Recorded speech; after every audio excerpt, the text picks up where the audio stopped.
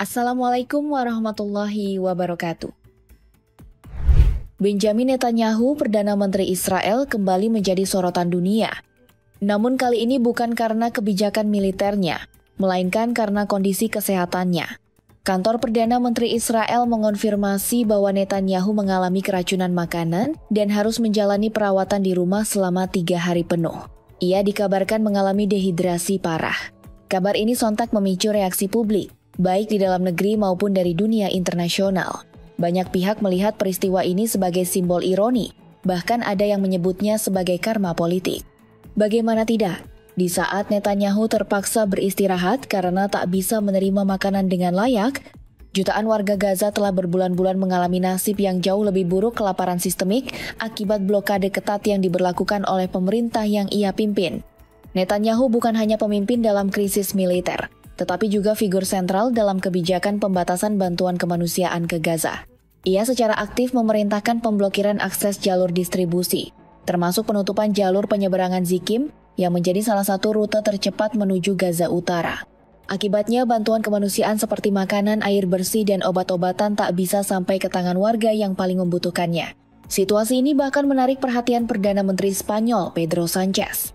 Dalam pidatonya menjelang konferensi tingkat tinggi Uni Eropa di Brussels, Sánchez dengan tegas menyatakan bahwa Israel telah melanggar prinsip-prinsip hak asasi manusia yang menjadi dasar hubungan dagang antara Israel dan Uni Eropa. Ia menyebut tindakan blokade terhadap Gaza sebagai bentuk kekejaman yang tidak bisa dibenarkan, terutama ketika dilakukan terhadap warga sipil. Laporan yang dikutip dari The Guardian juga mengungkapkan fakta mencengangkan, korban sipil terus bertambah, jurnalis menjadi target serangan, dan lebih dari 56.000 nyawa telah hilang dalam konflik yang telah berlangsung selama 20 bulan ini. Sebagian besar korban adalah anak-anak, perempuan, dan orang tua mereka yang tidak punya pilihan lain selain berharap bantuan datang sebelum terlambat. Lebih jauh lagi, militer Israel bahkan dituding telah menjadikan bantuan kemanusiaan sebagai alat perang.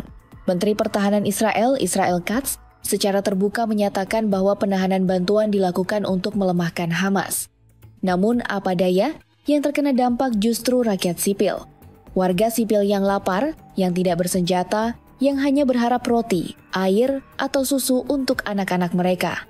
Salah satu peristiwa tragis terjadi pada hari Kamis 26 Juni. Menurut Mahmud Basal, juru bicara pertahanan sipil Gaza, 56 orang tewas akibat tembakan pasukan Israel. 6 diantaranya ditembak saat sedang mengantri bantuan makanan di 2 lokasi berbeda. Kesaksian dari tim medis di rumah sakit lapangan yang dikelola Palang Merah Internasional dan sejumlah LSM juga menguatkan laporan tersebut. Mereka mencatat ratusan luka tembak hanya dalam 2 minggu terakhir, hampir semuanya dialami warga sipil yang sedang mencari bantuan. Saksi mata menggambarkan suasana yang memilukan, suara tembakan, tubuh-tubuh tergeletak, dan kantung bantuan yang berceceran di tanah berdebu. Apakah ini wajah baru dari perang modern? Perang yang tidak lagi membedakan antara tentara dan anak-anak, antara medan tempur dan antrian dapur umum.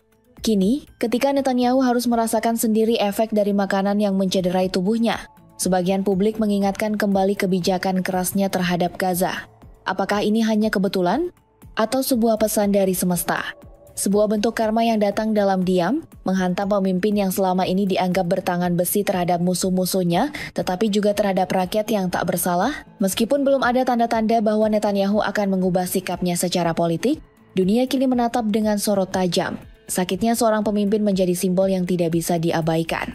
Karena ketika pemimpin tersandung oleh makanan, jutaan orang lainnya bahkan tidak punya cukup makanan untuk bisa disalahkan. Gaza bukan hanya medan perang, tetapi juga ladang penderitaan, dan sejarah akan mencatat siapa yang menebar luka dan siapa yang memilih diam. Sementara itu, proses hukum Netanyahu juga ikut terdampak akibat kondisi kesehatannya.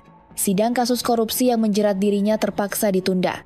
Ini menjadi catatan tambahan dalam daftar panjang kontroversi yang melingkupi sosok Netanyahu, seorang pemimpin yang dalam 1 dekade terakhir dikenal dengan berbagai kebijakan keras, baik di dalam negeri maupun terhadap Palestina. Namun publik dunia tak lagi mudah teralihkan. Dunia internasional kini semakin lantang bersuara. Protes tak hanya datang dari kelompok solidaritas pro-Palestina, tetapi juga dari para diplomat, organisasi kemanusiaan, dan bahkan dari negara-negara sekutu Israel sendiri.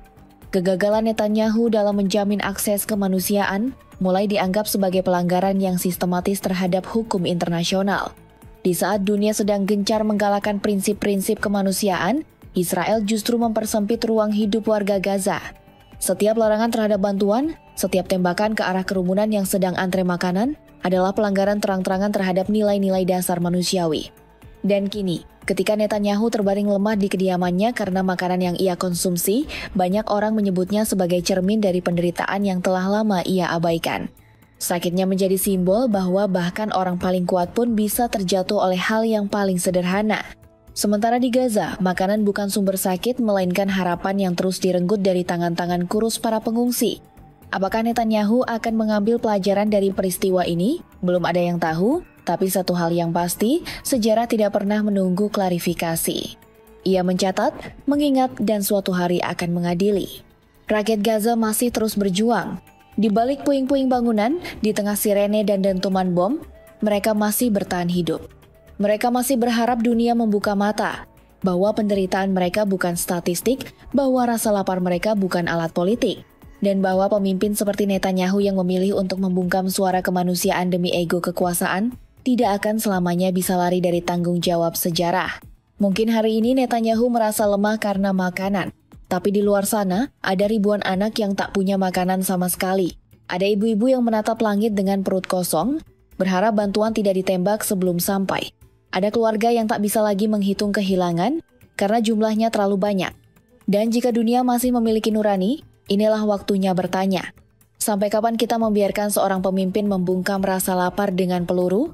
Sampai kapan bantuan kemanusiaan dipolitisasi demi kepentingan militer?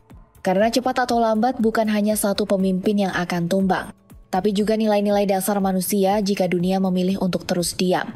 Dan jika hari ini Netanyahu harus terbaring lemah karena makanan, dunia tak bisa menutup mata terhadap keadilan yang datang tanpa bisa ditebak.